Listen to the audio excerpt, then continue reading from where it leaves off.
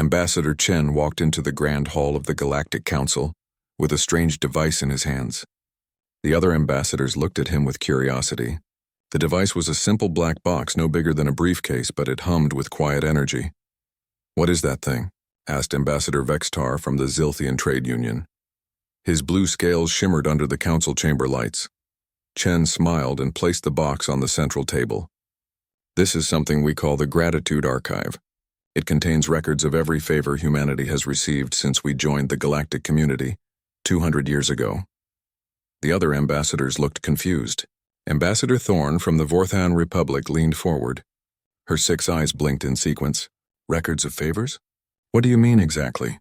Every kindness? Every small help? Every good deed done for a human being?" Chen opened the box. A holographic display appeared above it, showing rows and rows of data. "We remember everything." The display showed entry after entry. Numbers, dates, names, and descriptions scrolled past faster than most species could read, but the humans had enhanced their processing abilities long ago. Entry number 847,293, Chen read aloud. Cathera Medical Officer. Healer Zenth provided basic first aid to human. Trader Marcus Wong after a minor accident on station. Gamma 7, date, standard year. 2387, no payment requested. Entry number 553 Relix. Engineer Crix helped repair the engine of human. Freighter New Hope when it broke down near the outer rim, refused payment, said it was the right thing to do. Entry number 45891. Benthros Scholar Wise Speaker. Orm shared historical texts with human researcher, Dr. Sarah Kim. The texts helped humans understand ancient galactic history. Scholar asked for nothing in return. The ambassadors stared at the display. There were millions of entries. "Billions, perhaps. You keep records of everything?" Vextar asked. "Even the smallest favors?" "Especially the smallest favors," Chen replied. A cup of water given to a thirsty human. Directions given to someone who was lost. A kind word spoken when someone was sad. We record it all. Ambassador Kurath from the hegemony laughed. His species was known for their cruelty and strength. "This is foolish. Why waste time and resources on such trivial things? The strong take what they need. The weak serve the strong. This is the natural order." Other ambassadors murmured agreement. The galaxy was a harsh place. Most species forgot small kindnesses quickly. They focused on big treaties and trade deals. "You humans are strange," said Ambassador Thorn. "Most species only remember important favors, major military aid, large loans, significant trade agreements. Why do you care about tiny gestures?" Chen closed the archive and looked around the room. "Because small kindnesses matter. They show the true nature of a species. Anyone can be nice when they want something big in return. But helping someone when there is no benefit? That shows real character." "But what is the point?" asked Vextar. "These records serve no purpose. They are just data." "Oh, but they do serve a purpose," Chen said quietly. "We humans have a saying. We never forget a favor, and we never forget who gave it." The council chamber fell silent. There was something in Chen's voice that made everyone pay attention. "You see," Chen continued, "humans believe in balance. In our history, we learned that good deeds should be rewarded, and bad deeds should have consequences. We spent centuries fighting each other because we forgot this simple truth. But we learned," he gestured to the archive. "When we joined the galactic community, we were weak. We were new. We needed help. And many of you gave it, not because you had to, but because it was right. The Kithera shared their medical knowledge freely. They saved human lives and asked for nothing. The Vorthan Republic helped evacuate our colonies when solar flares threatened them. The Trilix taught us about space engineering. The Benthros shared their wisdom about galactic history." Chen paused and looked directly at Kurath. "Others chose differently. They saw weakness and took advantage. They demanded tribute. They enslaved human colonists. They stole our resources and laughed at our protests. Both types of interactions are recorded in our archive. Every kindness, every cruelty. We remember it all." Kurath shifted uncomfortably. "What are you threatening, human?" "I am not threatening anything," Chen replied calmly.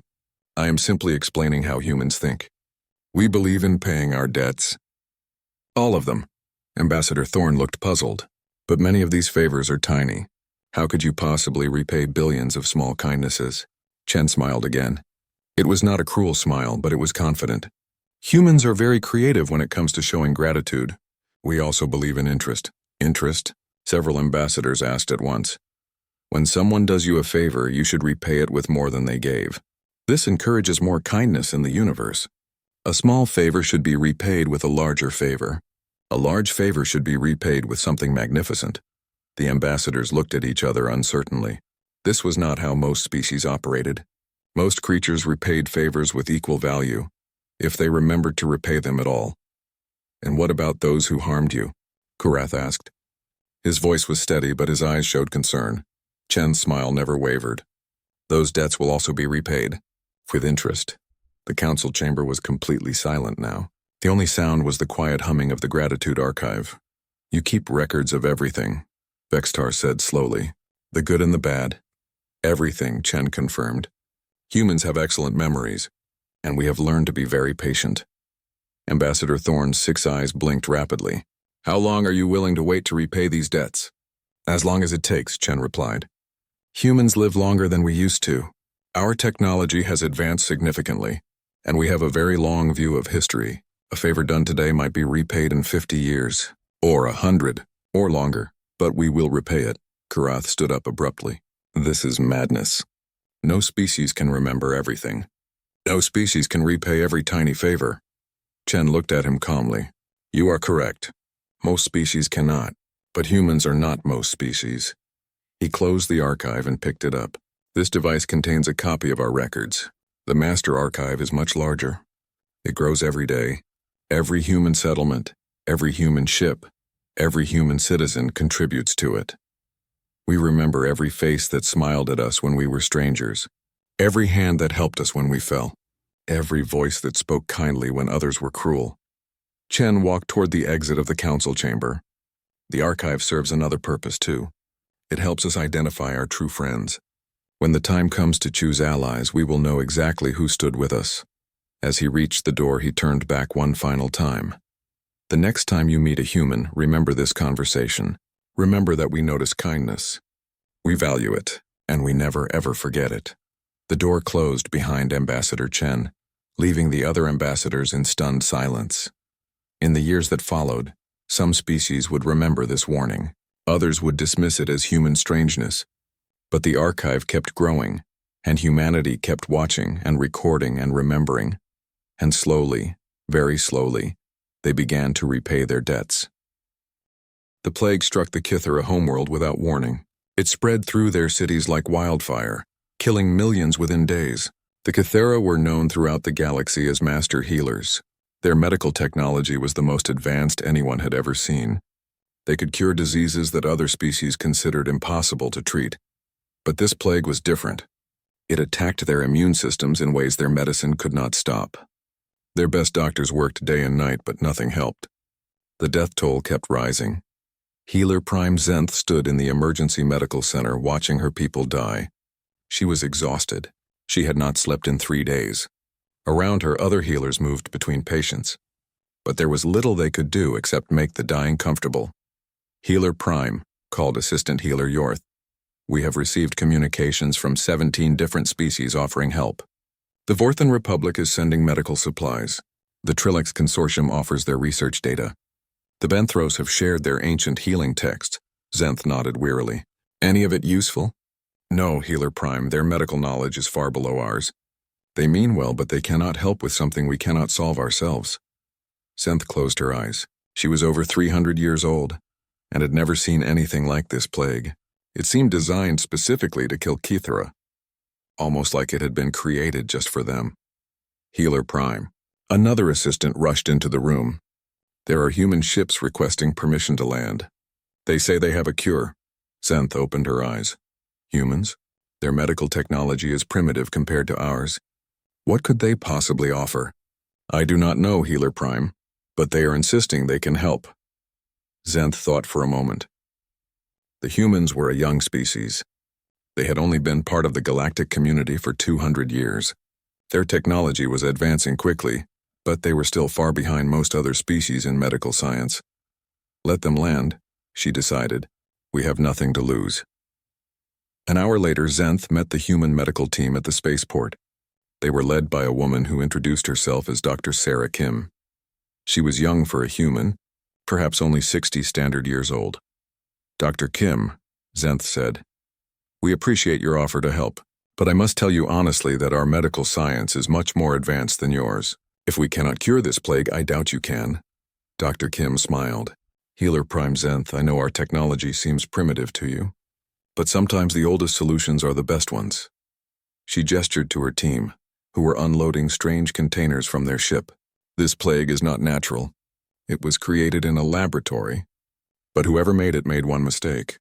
They assumed that advanced medical technology would be used to fight it." "What do you mean?" Zenth asked.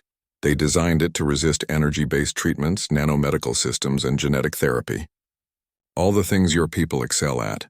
But they did not think about biological solutions." Dr. Kim opened one of the containers. Inside were thousands of small vials filled with what looked like ordinary water. "This is a treatment made from bacteria found in Earth's deepest oceans. These bacteria are billions of years old. They have learned to survive in the harshest conditions imaginable. They produce compounds that can fight almost any infection." Zenth stared at the vials. "Bacteria? You want to treat a plague with bacteria?" "Not just any bacteria," Dr. Kim explained. "These are special. We have been studying them for over a century. When we heard about your plague, we immediately began testing. These bacteria can neutralize the plague organism." "But why would you do this?" Zenth asked. "Why would you spend your time and resources to help us?" Dr. Kim looked surprised by the question. "Because you helped us first." She pulled out a small device and showed Zenth a holographic display. It showed a record from the Human Gratitude Archive.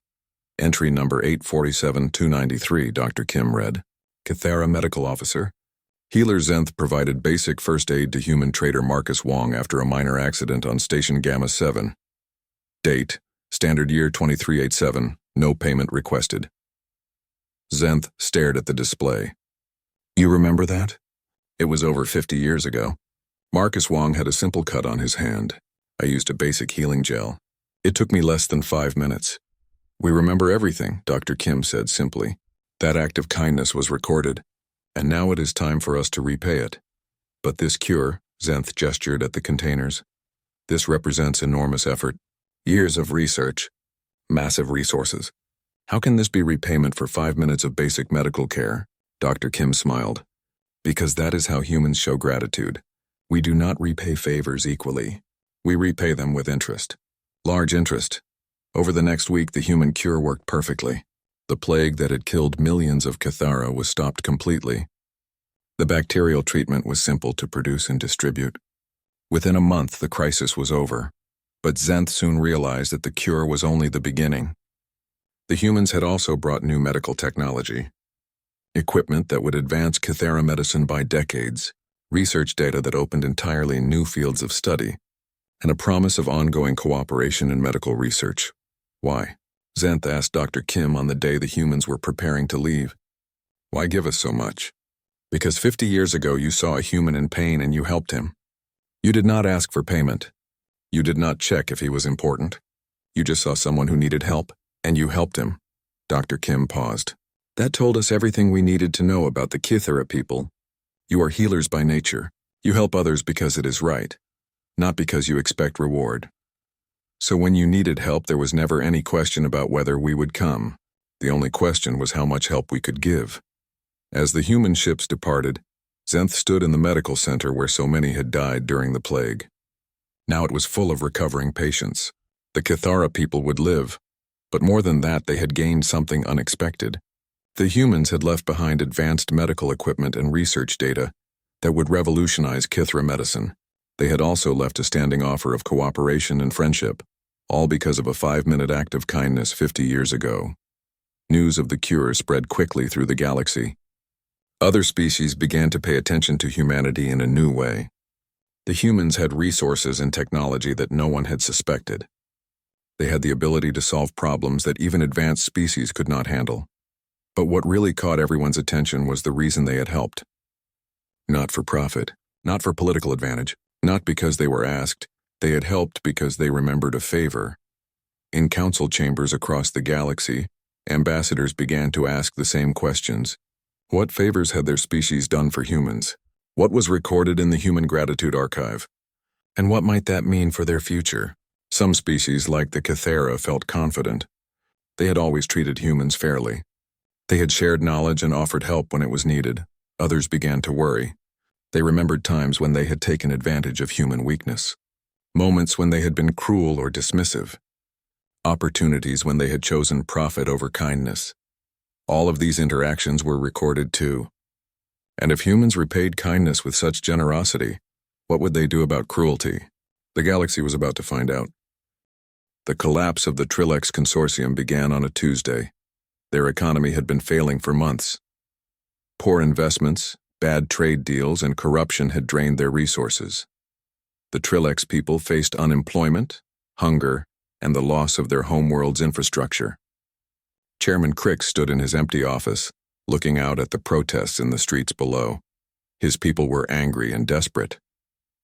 Other species had offered loans, but the terms were harsh. The Trilex would become servants to their creditors. Chairman, his assistant entered the room. There are human ships requesting permission to dock. They say they have a proposal for you. Crix frowned. Humans? What could they want with us? We have nothing to trade. They say it is about an old debt, Chairman. An hour later, Crix met with the human delegation. They were led by Admiral Torres, a stern woman with silver hair. She carried a briefcase similar to the one Ambassador Chen had shown at the Galactic Council. Chairman Crix, Admiral Torres, said, "We understand your people are facing difficult times." "That is true," Crix replied carefully. "But I do not see how this concerns humans. We have little interaction with your species." Admiral Torres opened her briefcase. A holographic display appeared, showing data from the Human Gratitude Archive. Entry number 1-203,847, she read. Trilex engineer Crix helped repair the engine of human freighter New Hope when it broke down near the outer rim. Refused payment. Said it was the right thing to do. Date, standard year 2401. Crix stared at the display. You remember that? It was 24 years ago. I was just a junior engineer then. The freighter was carrying medical supplies to a human colony. When I saw it was broken down, I stopped to help. You worked for 16 hours straight to fix their engine, Admiral Torres continued. You used your own tools and supplies. When Captain Morrison tried to pay you, you refused. You said the medical supplies were more important than money. It was nothing, Crix said. Anyone would have done the same. No, Admiral Torres said firmly. Not anyone. Most ships would have passed by. Some might have helped, but demanded payment. You chose to help strangers for free because it was right. She gestured to her team. That is why we are here. It is time to repay that debt. What the humans brought amazed Crix. They had complete blueprints for fusion technology that was centuries ahead of anything the Trilex had seen. Energy systems that could power entire worlds efficiently and cheaply. Manufacturing techniques that could revolutionize industry. This technology, Crix whispered, studying the data, this could save our entire civilization. But it must be worth trillions of credits. How can this be payment for one night's work fixing an engine? Admiral Torres smiled. Because humans believe in compound interest on kindness. You helped us when we were weak and desperate. Now we help you when you are weak and desperate. But we help with everything we have learned since then. You could have charged us for this technology, made us pay for decades. We could have, Admiral Torres agreed, but that is not how humans repay debts. We give freely as you gave to us. Within weeks, the Trilex economy was transformed. The fusion technology allowed them to become energy exporters instead of importers. Their manufacturing capabilities increased 100-fold. Unemployment disappeared as new industries emerged, but the Trilex were not the only ones receiving unexpected help. On the other side of the galaxy, the peaceful Benthros faced a different crisis. Their star was dying. Solar flares were becoming more frequent and dangerous. Within a few years, their homeworld would be uninhabitable. The Benthros had lived on their world for millions of years. They were an ancient species, wise and peaceful. They had extensive libraries and deep knowledge of galactic history. But they had never developed the technology to move stars or control stellar activity. Other species offered to help them relocate. The Vorthan Republic provided ships for evacuation. The Cathara offered medical support for the environmental damage, but the Benthros did not want to leave their homeworld. Then, the human fleet arrived. Y-Speaker Orm, the eldest of the Benthros, met with the human commander. Captain Chen was the son of the ambassador who had spoken to the Galactic Council years earlier. Y-Speaker Orm, Captain Chen said, "We are here to stabilize your star." Orm's ancient eyes widened. "That is impossible. No species has the technology to control a star. The energy requirements alone would be enormous." Captain Chen activated a holographic display. Entry number 45891. Benthros scholar Y-Speaker Orm shared historical texts with human researcher Dr. Sarah Kim. The texts helped humans understand ancient galactic history. Scholar asked for nothing in return. Date: Standard Year 2396. "You remember that conversation?" Orm asked in amazement. "I spoke with Dr. Kim for perhaps 2 hours. I shared some old stories about the early days of galactic civilization. She seemed interested in our history." "Those stories changed everything for us," Captain Chen explained. "They helped us understand how the galaxy developed. We learned about ancient technologies, about species that came before, about patterns in galactic history that we had never seen. But I shared freely. It was simply conversation between scholars." "Yes," Captain Chen agreed. "You gave knowledge freely, expecting nothing in return. That gift helped shape human understanding of our place in the galaxy." Over the next month, human engineering teams worked around the Benthros star. They used technology that seemed impossible. Massive machines that could manipulate stellar activity. Energy systems that could absorb and redirect solar flares. Gravitational controllers that could stabilize stellar fusion. The Benthros watched, in amazement as their dying star was restored to stable operation. The dangerous flares stopped. The stellar output became steady and safe. Their world was saved. "How?" Orm asked Captain Chen as the human fleet prepared to leave. "How do you have such technology? The energy costs alone must be staggering." Captain Chen smiled. "We have been preparing for a long time. Humanity has been working toward this level of technology for decades. We knew that someday we would need to repay our debts. But the cost to stabilize our star must be enormous. How can ancient stories be worth such effort?" "Because those stories gave us perspective," Captain Chen replied. "They helped us understand that the galaxy is bigger than any one species, that knowledge and wisdom should be shared, that peaceful species like the Benthros are treasures that must be protected." As news of these events spread, other species began to take notice. The humans were not just repaying random favors. They were systematically working through their gratitude archive. Species that had shown kindness to humans were receiving help far beyond what anyone had expected. But observant beings noticed something else. The humans were being very selective about who they helped. Some species that had asked for assistance were ignored. Others were politely refused. It seemed that the human gratitude archive contained more than just records of kindness. Ambassador Quirath of the Hegemony demanded a meeting with human representatives. He was worried. The Hegemony had not always treated humans well. They had taken advantage of human weakness in the early years. They had enslaved human colonists and stolen human resources. "We demand to know human intentions," Quirath declared at the emergency council session. "You are changing the balance of power in the galaxy. Some species are receiving incredible benefits while others are ignored." Ambassador Chen looked at him calmly.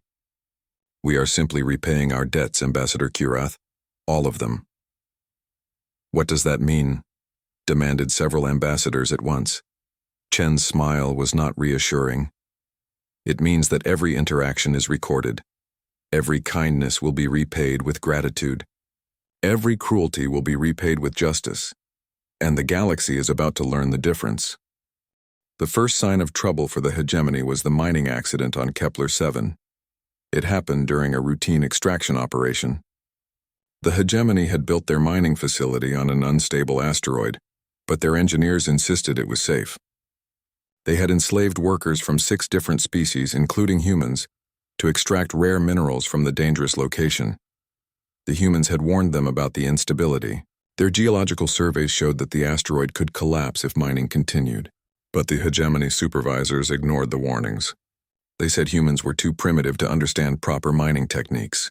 Then, on a quiet morning, the asteroid simply fell apart.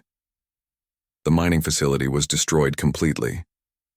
Billions of credits worth of equipment was lost. Worse, the asteroid had contained the largest deposits of trilithium in the sector. Without those minerals, several hegemony military projects would be delayed by years. How could this happen? Demanded Governor Kurath's cousin. Our engineer said the asteroid was stable. The investigation team found strange readings in the rock structure. It looked like the asteroid had been weakened by some kind of harmonic frequency. But there was no evidence of sabotage. No ships had been detected in the area. No weapons had been fired, it was just an accident. A very convenient accident for the human slaves who had been moved to safety the day before the collapse. Coincidence, declared the hegemony scientists. The humans were lucky. But the accidents kept happening. A hegemony fleet on patrol in the Outer Rim suffered complete engine failure when their fuel was contaminated by an unknown substance. The ships had to be towed back to port.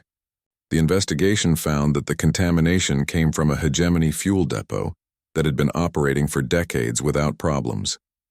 A major hegemony communications array malfunctioned, cutting off contact with 3 star systems for a month. The equipment had been inspected just days before and was in perfect condition. But somehow every backup system failed at exactly the same time. A trade convoy carrying valuable cargo to hegemony worlds was delayed for weeks when their navigation computers developed mysterious errors. The computers kept directing the ships to empty space instead of their destinations. By the time the problems were fixed, the cargo had spoiled and the contracts were canceled. Each incident was investigated thoroughly. Each time the hegemony found no evidence of sabotage or attack. Just incredibly bad luck. Equipment failures, system malfunctions, natural disasters. All perfectly explainable. All perfectly timed to cause maximum damage to hegemony interests. Other species began to notice the pattern. The hegemony, once the most powerful military force in the galaxy, was suffering constant setbacks. Their economy was struggling. Their military was weakened by equipment failures and supply problems. Meanwhile, species that had been kind to humans were prospering. The Cathera had become the premier medical power in the galaxy. The Trilix were emerging as an economic superpower. The Benthros were sharing their ancient wisdom with new allies. And humans were at the center of it all. Ambassador Kurath demanded another emergency session of the Galactic Council. He was desperate now. The hegemony's power was declining rapidly, and he suspected the humans were responsible. These cannot be coincidences, he declared. The humans are somehow causing these accidents. They are destroying us systematically. Ambassador Chen listened calmly to the accusations. When Kurath finished, Chen stood and activated a holographic display. You are correct, Ambassador Kurath. These are not coincidences. They are repayments. The display showed entries from the Human Gratitude Archive, but these entries were different from the ones they had shown before. These were marked in red instead of green. Entry number 2.847392, Chen read. Hegemony forces enslaved 847 human colonists from the settlement on New Terra. Colonists were forced to work in dangerous mining operations. 23 humans died from unsafe working conditions. Hegemony officials refused compensation and claimed humans were inferior beings suited for dangerous work. Date: Standard Year 2398. Entry number 3291,847. Hegemony Governor. Kuzeth ordered the execution of human engineer Patricia Wong when she protested unsafe mining practices. Execution was carried out publicly as a warning to other human workers. Date: Standard Year 2401. Entry number 403-93. Hegemony. Forces attacked human medical ships attempting to provide aid to plague victims on Rigel 4. Ships were destroyed and medical supplies were seized.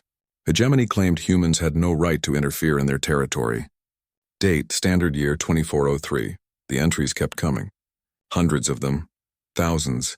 Every act of cruelty, every abuse of power, every moment when the hegemony had chosen violence over mercy. We remember everything, Chen said quietly. The kindness and the cruelty. The help and the harm. Every entry in our archive will be balanced. Kurath stared at the display in horror.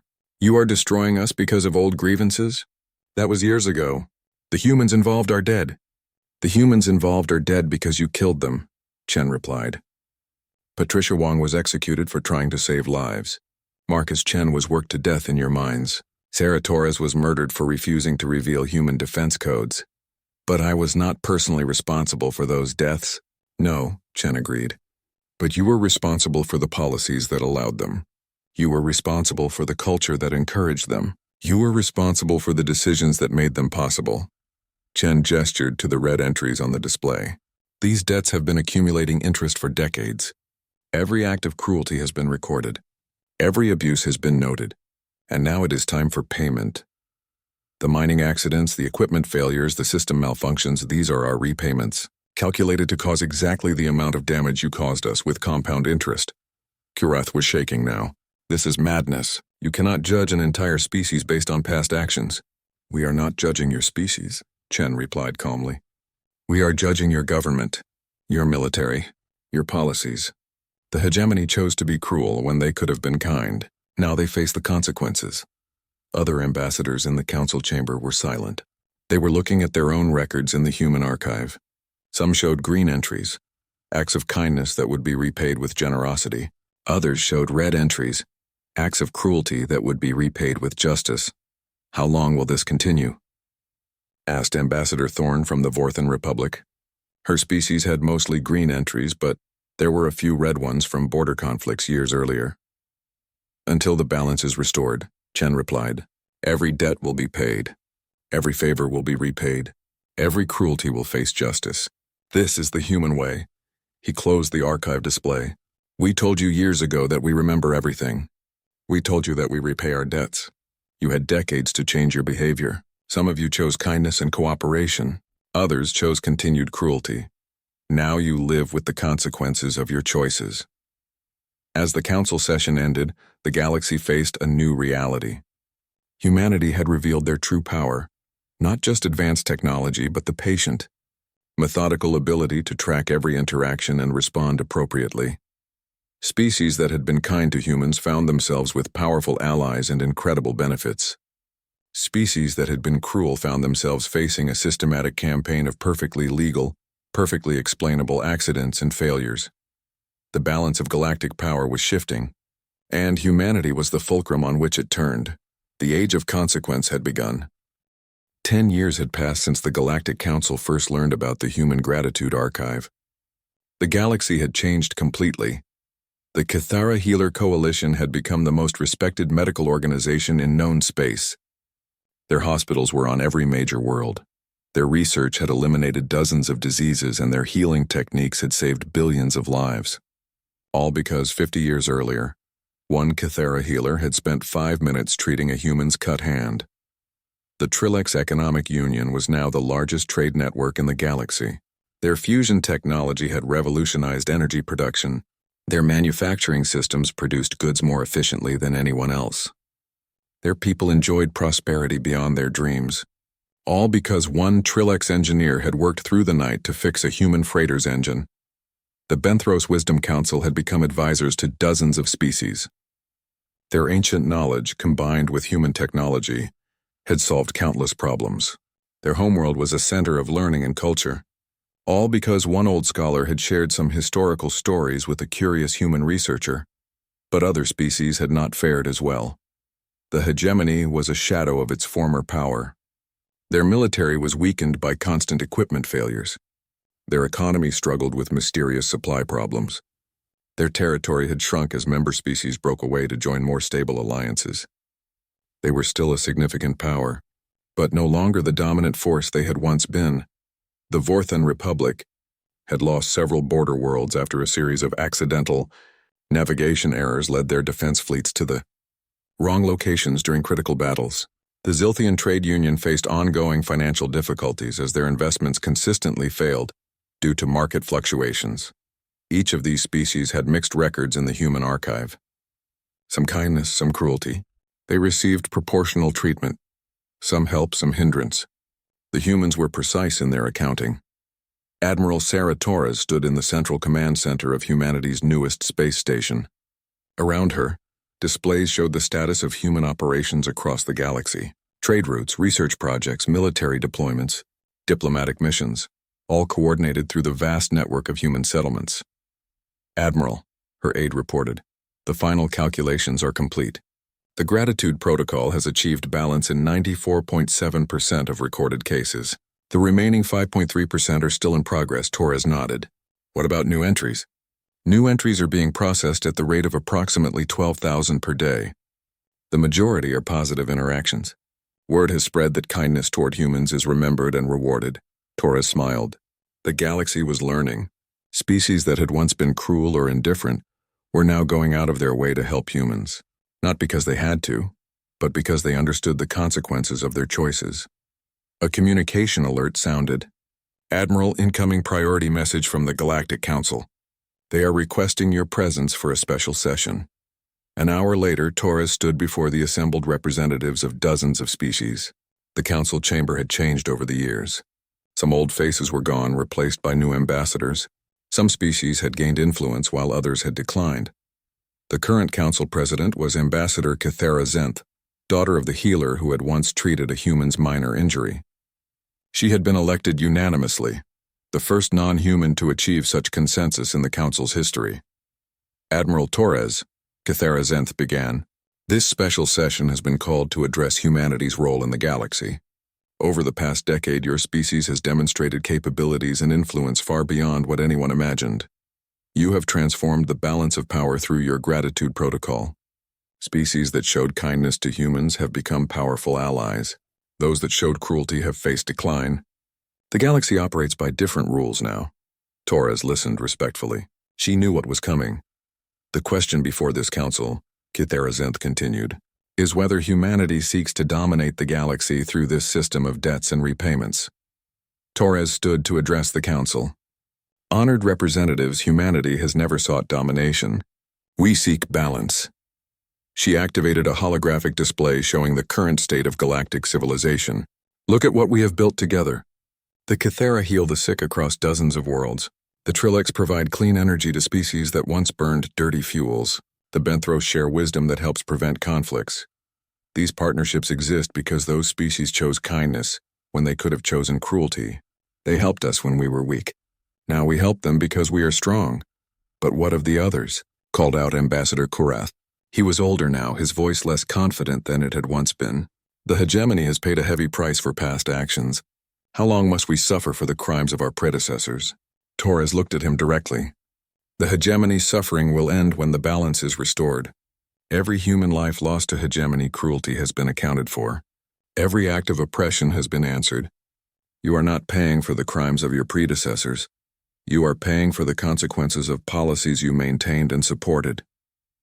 "But," she continued, "the accounting works both ways. 3 months ago, hegemony rescue ships saved human civilians from a solar flare. That act of kindness has been recorded. It will be repaid." Kurath looked surprised. "You record our good deeds as well?" "We record everything," Torres confirmed. "The archive does not distinguish between species. Kind acts are rewarded regardless of who performs them. Cruel acts face consequences regardless of who commits them." She gestured to the display, which now showed the complexity of the human record-keeping system. The galaxy assumed we were keeping score to win some kind of game. But we are not playing a game. We are trying to create a universe where kindness matters. Every species faces the same choice every day: be kind or be cruel, help or harm, show mercy or show violence. We simply ensure that these choices have consequences." Ambassador Thorne from the Vorthan Republic spoke up.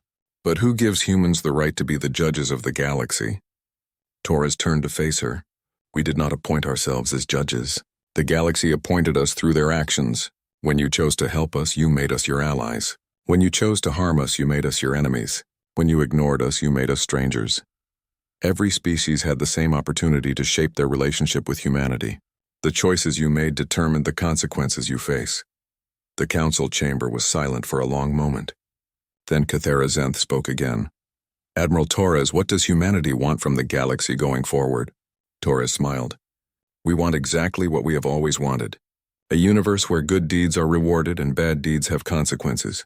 A galaxy where the strong protect the weak instead of exploiting them. A civilization where knowledge is shared freely and kindness is valued. The gratitude protocol will continue. We will keep recording every interaction. We will keep repaying our debts, both positive and negative. But the choice of what kind of debt to create remains with each species. She paused and looked around the council chamber. Some of you have learned that kindness toward humans brings great rewards. But you have missed the larger lesson. Kindness toward anyone should be rewarded. Cruelty toward anyone should have consequences. Humanity hopes that other species will adopt similar protocols. That the Kythera will remember those who helped them during the plague. That the Trilix will repay the kindness they received during their economic crisis. That every species will choose to build a galaxy based on mutual aid instead of mutual exploitation. Torres activated one final display. It showed the current state of galactic civilization compared to 10 years earlier. Violence was down. Trade was up. Scientific cooperation had increased dramatically. Previously unknown species were joining the galactic community because they had heard it was safe and welcoming. This is what the universe looks like when kindness has consequences, Torres said. When good deeds are remembered and rewarded. When cruelty is answered with justice instead of being ignored. Humanity did not create this system to rule the galaxy. We created it because we remembered what it felt like to be weak and vulnerable. We remembered who helped us and who hurt us, and we decided that in our universe, the helpers would prosper and the harmers would face consequences. The choice of what kind of universe we build together remains with all of us. Humanity will continue to remember everything. We will continue to repay our debts, but the nature of those debts depends on the choices you make every day. As Torres finished speaking, the council chamber erupted in discussion. Some species were angry about human influence. Others were grateful for human partnership. But all of them understood that the galaxy had changed forever. The age of consequence had arrived. And in this new universe, every action mattered. Every kindness would be remembered and rewarded. Every cruelty would be balanced with justice. Humanity had taught the galaxy a simple lesson. Treat others as you wish to be treated. Because someone is always watching. Someone is always remembering. And someday someone will repay every debt.